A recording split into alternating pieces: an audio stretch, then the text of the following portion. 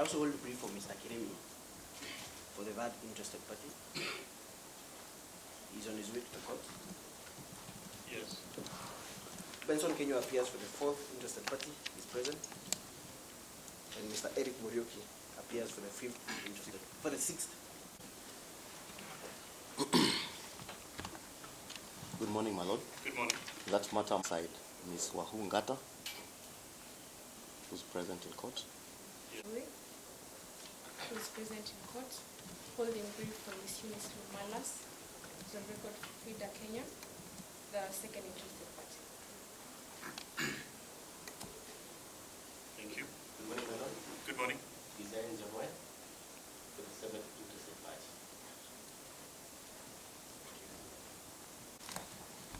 So the judgment in this matter.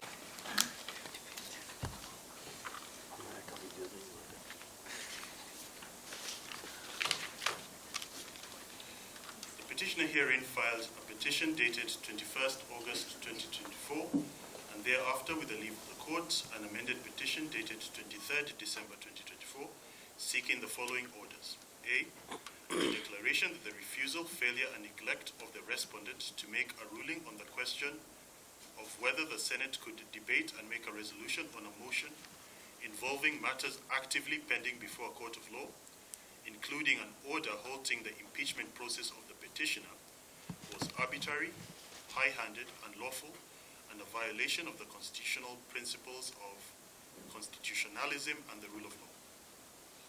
B, a declaration that the respondent's conduct and management of the proceedings culminating into the resolution to remove the petitioner from office by way of impeachment was in violation of the petitioner's right to fair hearing as guaranteed under Article 50, Clause 1 of the Constitution of Kenya. C, a declaration that the actions of the respondent to allow voting on the motion for removal of the petitioner from office on 21st August 2024, a day not gazetted as a sitting of the Senate, contravenes its constitutional mandate, hence the resultant resolution to remove the petitioner by way of impeachment emanating from the proceedings of 21st August 2024 is ultra vires, in law, thus null and void.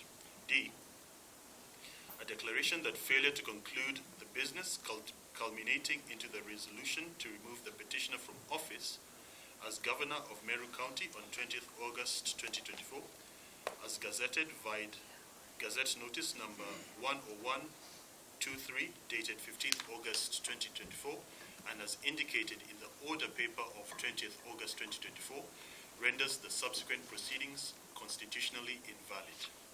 E, a declaration that the respondent's decision to uphold the resolution of the County Assembly of Meru leading to the removal of the petitioner from office by way of impeachment was unconstitutional and a violation of the petitioner's entitlement to the rule of law in light of the principles of sub judice, double jeopardy, and contempt of court. F, a declaration that the respondent's impugned resolution made on 21st August 2024 was founded on grounds that lacked the legally established threshold for removal of a governor by way of impeachment. G, a declaration that Section 33, subsection 8 of the County Government Act is unconstitutional in as far as it allows the reintroduction of the same charges which previously failed to result into the removal of a governor at the expiry of 3 months, in that the said proviso amounts to double jeopardy and is a clear contravention of Article 50, Clause 2, Paragraph O of the Constitution, which states that a person shall not be tried for an offense in respect of an act or omission for which the accused person has previously been acquitted or convicted. H, a declaration that the Senate, in its evaluation of the impeachment proceedings before it, failed to properly assess each of the specified grounds and determine if they collectively or individually constitute gross violation of the Constitution, warranting the removal from office by impeachment of the governor. Hence, the resolution of 21st August 2024 does not meet the threshold for impeachment set out under Article 181, Clause 1 of the Constitution. Hence, the same be and is hereby set aside. An order of such ori to remove into this honorable court and quash the decision and/or resolution of the Senate made on 21st August 2024, resolving to remove the petitioner from office by way of impeachment, an order setting aside Gazette Notice number 10351, volume CXX V1 number 130, dated 20th August 2024, published on 21st August 2024, communicating the decision and/or resolution of the Senate to remove the petitioner from office by way of impeachment, and finally K, costs of this petition be provided for. Background. Following the general elections held on 8th of August 2022, the petitioner was duly elected and sworn in as the governor of Meru County. The petitioner has faced a series of impeachment motions by the County Assembly of Meru, with a motion dated 31st July 2024 receiving an affirmative vote by the fifth interested party on 8th August 2024, which was forwarded to the Senate on the 9th August 2024, pursuant to Article 181 of the Constitution, as read together with Section 33 of the County Government Act. The respondent convened a special sitting of the Senate on 14th August 2024 to consider the notice of motion on the establishment of a special committee to investigate the proposed removal of the petitioner from office by way of impeachment. The notice of motion was not passed, and instead, the Senate determined that the matter would be canvassed before the Committee of the Whole House, with the Senate sitting in plenary. On 19th and 20th August 2024, the Senate heard the matter, with the County Assembly and the Governor presenting their respective cases. At the conclusion of hearing, the Senate voted on the matter, and it passed a resolution affirming the decision of the County Assembly and removing the petitioner from office by way of impeachment. By way of a Gazette notice dated 20th August 2024 and published on 21st August 2024, the respondent, the Speaker of the Senate, gazetted the decision of the Senate to remove the Governor from of the Senate Standing Orders. On 21st August 2024, the petitioner, and subsequently the amended petition dated 23rd December 2024, which is the basis for consideration in this judgment.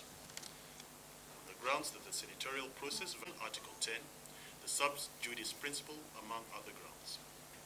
The petitioner orders, which this court granted on 21st August 2024 ex parte, and confirmed the petition.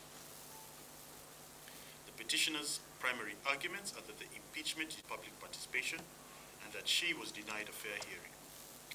The ruling of this court, dated and delivered on, issued comprehensive directions on the schedule for the hearing and determination of the matter, including the issue and interested parties having been joined by the court so as to give all concerned parties an opportunity to be heard, filed and served the same, and responses to the amended petition were also filed and exchanged by the respondent and the interested in the various filings.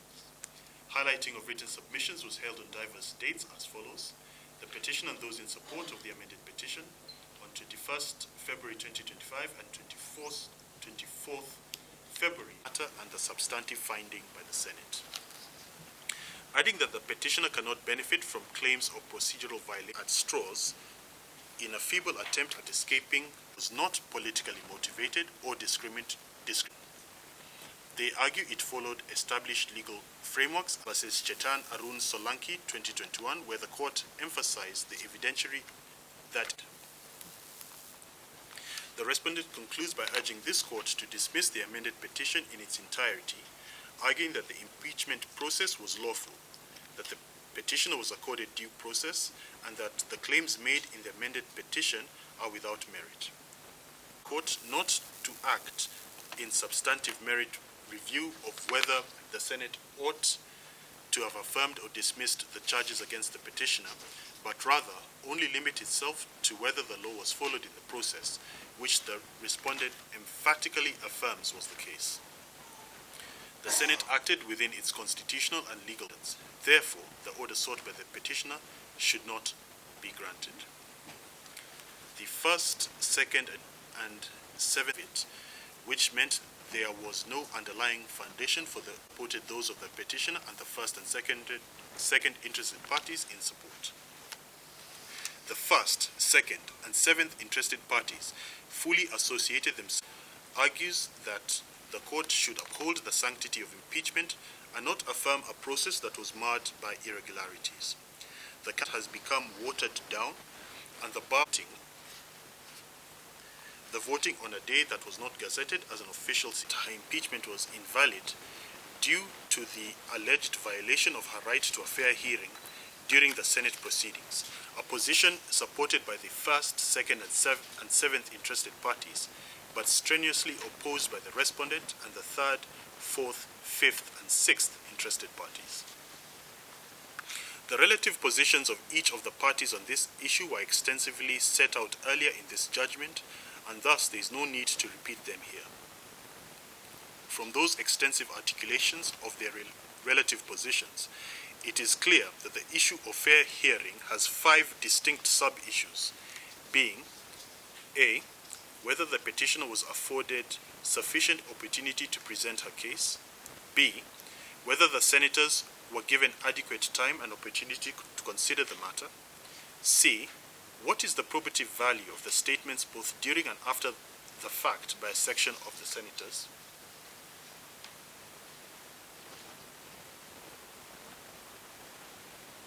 so it should be 6. D, whether there were disruptions or disorder of a nature as to deny the petitioner a fair hearing; E, whether in the Senate proceedings the petitioner was subjected to discriminatory or unfair treatment; and F, whether there is evidence that there was a preconceived outcome and thus the hearing before the Senate was a sham. The question of whether the petitioner was afforded a sufficient opportunity to present her case requires an examination of both the individual milestones in the hearing process as well as an overall view of the entire Senate process. In both aspects, the petitioner has provided evidence in the form of the Hansard that shows that the procedural milestones were met and they were of a sufficiently proper nature as to insulate them from an adverse finding by this court. The petitioner may disagree with the overall outcome of those steps and how they connected as a whole, but the petitioner has not shown a deficiency in each or in all as a collective that would require this court's interference. Another aspect of the petitioner's argument is that she was only given 2 minutes to make a personal statement at the conclusion of the proceedings and that she did not get the chance to deliver it. However, the court's review of the Hansard and video recordings indicates that the Speaker of the Senate granted her the opportunity to speak. The uncertainty regarding whether she remained silent by choice or whether there was a technical issue with her microphone does not alter the fact that she was given the opportunity to address the Senate.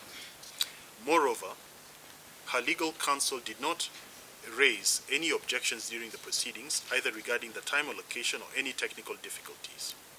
Courts have previously held that a party who fails to object to a procedural issue at the appropriate stage cannot later claim to have been denied a fair hearing. In Republic versus Public Procurement Administrative Review Board and another ex parte Gib Africa Limited and another 2012, the court ruled that a party who fails to raise an objection at the appropriate stage of proceedings cannot later claim to have been denied a fair hearing. Since the petitioner did not object at the time, and there is no evidence that she was prevented from speaking, the claim that her right to a personal statement was violated lacks merit. Similarly, the petitioner has failed to show that the senators did not have sufficient time and opportunity to consider the matter. The respondents and the interested parties who oppose the amended petition are correct in stating that it is not for this court to impose its own view on how much time should have been allocated or how the matters should have been laid before the senators, but rather to see if they meet the basic requirements of a fair hearing. I note that the impugned resolution process commenced substantively with the Senate's decision not to have a special committee hear the matter and prepare a report which would be voted on by the House, excuse me, but rather have the entire Senate sit as a committee of the whole House and vote as the special constitutional procedures applicable require. This, to my mind, meant that each senator who participated had sufficient time and opportunity to consider the matter. One of the petitioner's key complaints is the senators were only allocated 3 minutes each to debate the impeachment motion, which she argues was an insufficient amount of time. The petitioner has presented signing-in forms suggesting that some of the senators may have objected to the short debate time, as well as statements made thereafter about an alleged admission of insufficient time and opportunity by some of the senators. However, for such an argument to hold legal weight, the petitioner should have ensured that the senators who felt constrained by the debate time had sworn affidavits confirming that they were unable to effectively express their views and consider the matter and file them in these proceedings. Courts have consistently held that procedural fairness should be analyzed holistically rather than focusing on isolated aspects of a process. In JSC versus Mbalu Mutava and another 2015, the Court of Appeal emphasized this point. Applying this principle, this court finds that the limited debate time did not compromise the fairness of the proceedings, as the impeachment process did not involve a committee report requiring lengthy deliberations. Additionally, senators had access to the impeachment report beforehand and were given an opportunity to ask questions and deliberate before the proceedings. Therefore, the claim that the short debate time rendered the hearing unfair is not substantiated. The petitioner also argues that the impeachment proceedings were chaotic and disruptive, thereby affecting the fairness of the process. However, an examination of the petitioner's own video evidence, as well as the official Hansard, does not support the claim that the chaos was of such a nature that it negatively impacted the fairness of the hearing. Courts have previously ruled that not every procedural irregularity renders a process unfair. Only those that materially affect the fairness of the proceedings are considered grounds for judicial intervention. In Dry Associates Limited versus Capital Markets Authority and another 2012, the court held that not every procedural irregularity is fatal. Only those that cause substantial prejudice to a party's rights will justify the setting aside of a decision. In this case, the court has determined that while the proceedings may have been politically charged, there was no significant disruption that prevented the petitioner from presenting her case effectively. Therefore, the argument that procedural chaos rendered the hearing unfair is not supported by sufficient evidence. On the penultimate sub-issue, the question of gender discrimination and denial of equal treatment under the law, there can be no denying that, zooming out from the present case, we remain a nation that regrettably has not made the strides towards gender equality and promotion of the participation of women in governance that a nation of our democratic credentials should have made. There can be no denying the fact that despite all our other successes in constitutional implementation and deepening our democracy, the area of fostering inclusivity and diversity in political representation remains one in which we need to do much better as a country. It is difficult for women to successfully demonstrate gender bias and denial of equal protection of the law in the governance arena, because more often than not, these biases and discriminatory treatments are not brought out starkly by those who perpetrate them, but rather they are subtle yet significant actions, decisions, and omissions that create an unequal playing field for women. That being said, the petitioner and the second interested party have not particularized this complaint with specific reference to the Senate's proceedings, or shown an aspect or element of the proceedings before the Senate that show gender bias against the petitioner. Perhaps this is because, while we have a wider problem with gender bias, the Senate conducted its proceedings strictly without any form of gender bias against the petitioner. Had the contrary been demonstrated to the required standard, then on this sub-issue of 7 main issues, this court would have had no hesitation in quashing the Senate's resolution. The final claims raised by the petitioner relate to the dating of the Gazette notice and the clerk of the Senate's letter, as well as the speed with which the Senate conducted the impeachment vote. The Senate contends that the Gazette notice and the clerk's letter were both dated 20th August 2024, despite the vote taking place on 21st August 2024, which she argues is a proof of a predetermined decision. Under Section 107 of the Evidence Act, the burden of proof is on the petitioner to establish that these documents indicate a premeditated decision rather than being the result of a typographical or clerical error or even a good faith mistake. The petitioner failed to provide evidence to refute the simpler explanation that the date discrepancy was a minor administrative oversight rather than the much more serious claim of a proof of a rigged or predetermined process. Similarly, the claim that the Senate rushed to conclude the impeachment or sat on non-gazetted days has not met the required threshold, as there is no requirement that the impeachment proceedings must last a specific duration. Courts have previously held that the expedited process is not inherently unconstitutional unless it is demonstrated that it deprived a party of an opportunity to be heard. In Republic versus Speaker of Nairobi City County Assembly and another ex parte Evans Kidero, 2017, the court held that an expedited process is not inherently unconstitutional unless it is shown that it deprived a party of an opportunity to be heard.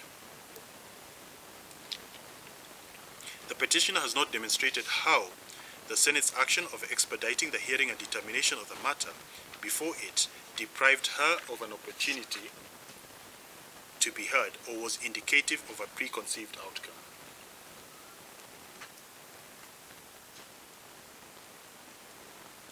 An analysis of all the applicable evidence demonstrates that the petitioner was accorded all the procedural safeguards necessary for a fair hearing, including the opportunity to present evidence, respond to both allegations as well as questions from the senators, oppose the county assembly's position, and make a final statement.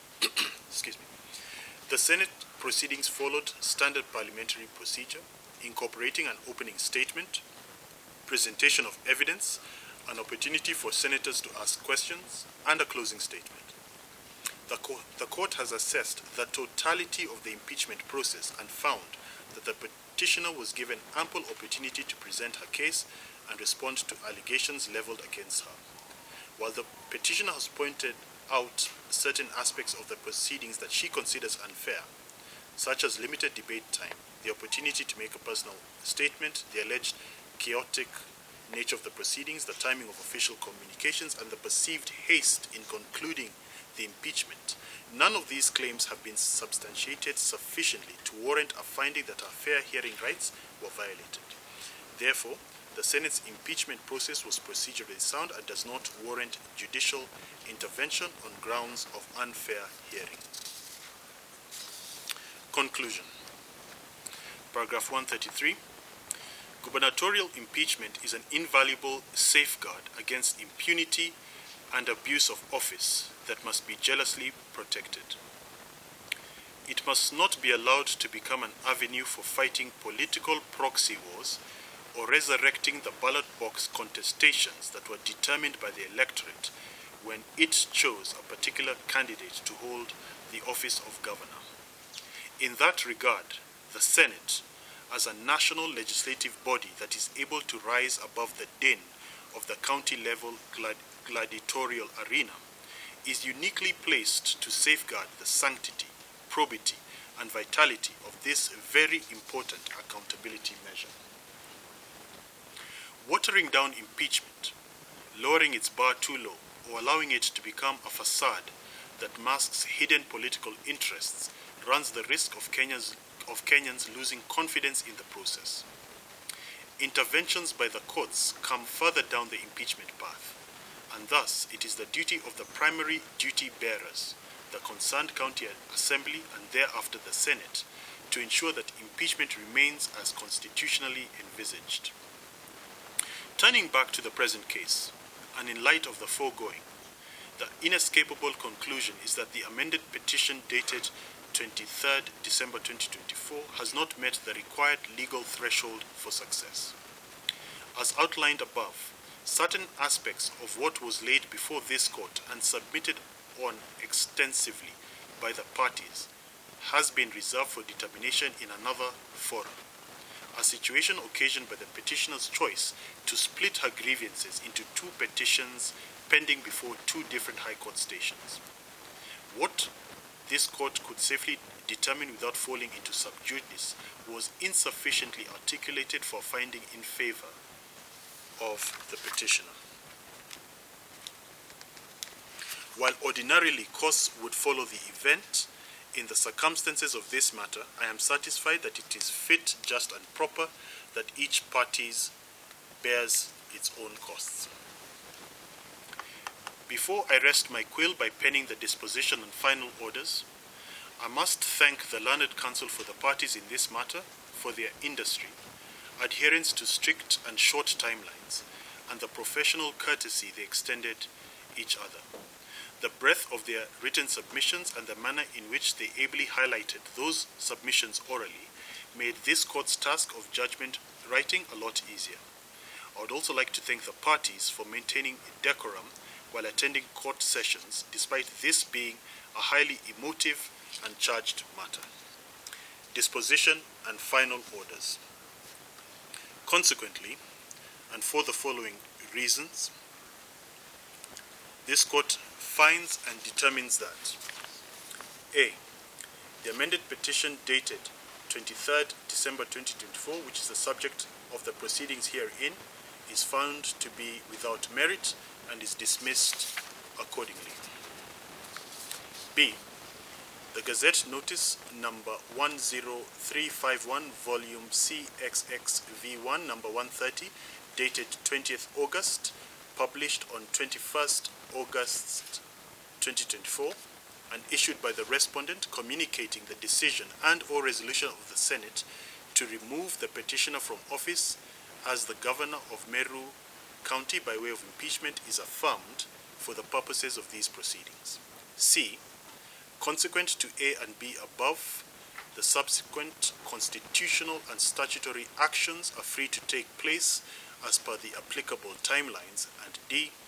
Each party shall bear their own costs.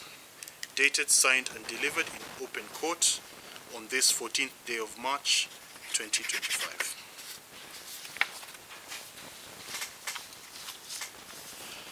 I did, before Councillor Mutuma, before you speak, I did state, as I was reading through, I saw one or two spelling mistakes, little double words. So I will work on those. It will be uploaded onto CTS. You'll have it today. So I'll do that. You'll have it on CTS today. I have signed the hard copy as required by the law with my handwritten corrections of those spelling mistakes. Yes, Councillor Mutuma? Thank you, Your Lordship, for the judgment. We did not the issue which my court is able to dispose of this matter. Yes. My instructions, Your Lordship, is that we note from the judgment that a majority of the issues raised in the petition.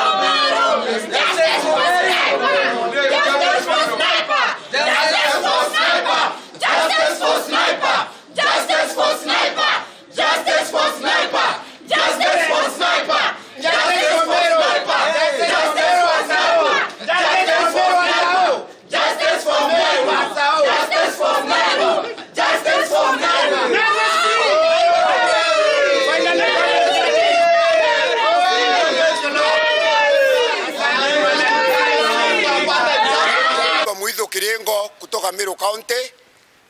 Mimi ni kiongozi katika grassroots kule, and on behalf of business community na watu ya Meru asao, nashukuru Mungu kwa siku njema ya leo. Nashukuru the honorable Mwamuye kwa vile amefanya uamuzi wa maana na wa busara, ambapo inaendesha vile sheria inasema. Hata kama hatujasoma sheria vile ilikuwa inasema, it's an independent body, imefanya as independent as it is. Na Bwana Mwamuye, Mungu akubariki. Meru imekuwa katika mateka ya nyara, mateka ya uongozi ubaya, lakini finally God has done it, and we want to thank God. We thank you, Lord, because finally Meru has freedom. Thank you. Niko hapa kurepresent wa mama wa Meru. Meru tumekuwa na uongozi wa mama ambaye amekuwa akikuja kusema yeye anapigwa kwa sababu ni mama. Lakini sisi kama wamama pale mashinani tumeumia sana.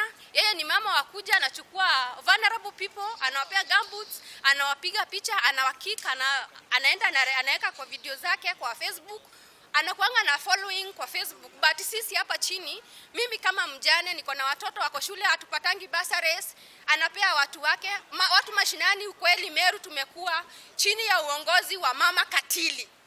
Juzi wa mama hata walikuwa nasema huyu ni kama Hitler, hata kama si mwanaume, ni Hitler ama idamini wa Meru ambaye amevaa dress kama mwanamke. Nimesimama hapa nikiongea kama mwanamke. Mimi ni mama wa watoto 4, niko na vijana na wasichana. Na niko hapa kusema Kawera akuwa kiongozi mzuri, na saizi Meru tuna feel tuko relieved. Wazee, vijana, watoto, kila mtu, we viongozi, waheshimiwa wetu wa Meru leaders, mmeona vile amekuwa akiwakashifu, hajakuwa akisikizana na kiongozi mmoja hata mmoja. So tunashukuru Mungu, tunashukuru Honorable Judge Mwamuye kwa uamuzi huu, umeokomboa Meru. Alikuwa amekashifiwa kuwa yeye sijui ni corrupt, but tumeona ukweli. Wale walikuwa nasema hivyo, Mungu ameapprove wrong through huyu judge, na tunamshukuru sana. Na pia wale wamekuwa na sisi kwa maombi, tumeona mama akisema yeye ni mtu ni mama wa Mungu na Mungu anamsikizanga yeye peke yake. Tumeamini leo Mungu anasikiza kila mtu hii Kenya, na kila mtu ako na right, na watu waache kutumia jina la Mungu kunyanyaza wajonge. Asanteni. Ni hapa ya vijana tuna furaha kubwa sana kwa uamuzi wa Mwamuye. Kwanza mama huyu ametu deny opportunities za kazi pale Meru. Juzi katika Public Service Board tulikuwa na nafasi ya vijana wa Meru kupata kazi. Yeye alisimamisha hiyo decision, na sasa hako katika kesi na county board ya kuajiri vijana. Kwa hivyo leo it's celebration to the young people of Meru. The voice of the young person shall be heard, na tunaaminia kwamba kijana barubari ambaye anachukua kiti kuanzia leo, na tunaomba kwamba Governor Mutuma tuidhinke apishwe mara moja. DMK MCA wa Bogeta West na Minority Whip katika bunge la Meru, na siku ya leo tumekamilisha safari ambayo tumekuwa tukitembea miaka 2 sasa ya kujaribu kukomboa Meru kutoka kwa uongozi mbaya wa dikteta wa wizi. La siku ya leo tumeweza kufanikiwa, na mahakama imeangalia kwamba mambo ambayo tulifanya pale kwa kumuondoa Gavana Kawera kutoka kwa uongozi yalifanywa kwa njia ya uadilifu, na mahakama imesimama na sisi na imesimama na seneti siku ya leo.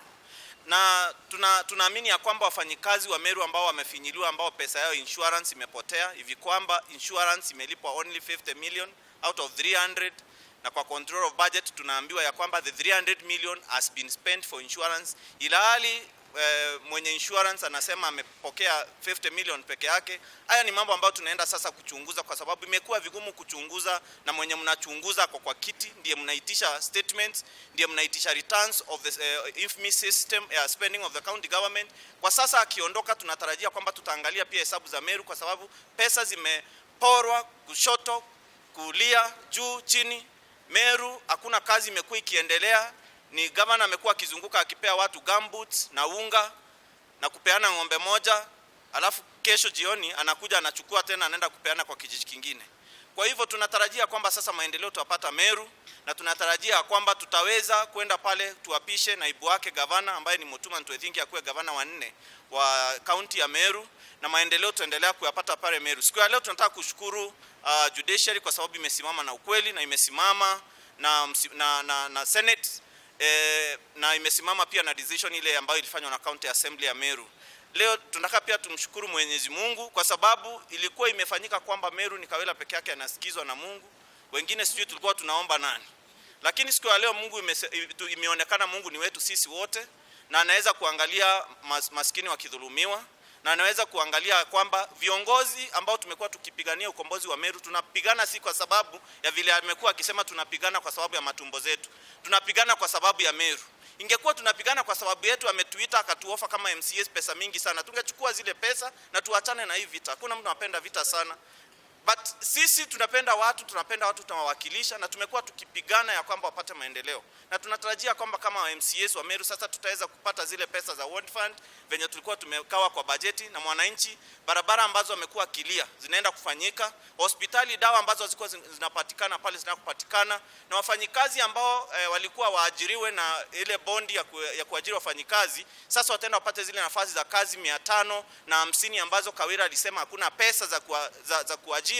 Na sisi kama MCAs tulikuwa tumeweka kwa bajeti kuliko milioni 300 za kuandika wafanyikazi wapya, kureplace wale wamekufa, wale wameenda kaunti zingine, wale wameenda nchi za ng'ambo, wale wamestaafu. Hatukuwa tunaajiri watu wapya, tulikuwa tuna replace. Lakini yeye akasema hakuna pesa, na sisi kama wakilishi wodi tulikuwa tumeweka kuliko milioni 300 pale kwa bajeti, na akakataa. Na mabishano yamepelekea leo koti ya Meru kusema ya kwamba kudissolve ile Public Service Board, na tunatarajia pia wao wataweza kupata justice pale Court of Appeal. Haya ni mambo ambayo tunajua alikuwa akicheza pale, ameenda kufanyika leo, but tuko na furaha sana leo. Hatuwezi express hapa, lakini tunajua ya kwamba kama MCAs tuko na kazi kubwa.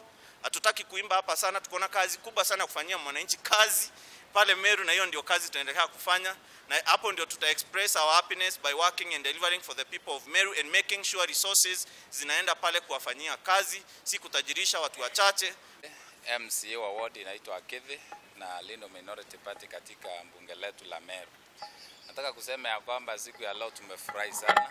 Tumefurahia sababu ya kutupea ushindi siku ya leo na kupea wa Meru wote ushindi.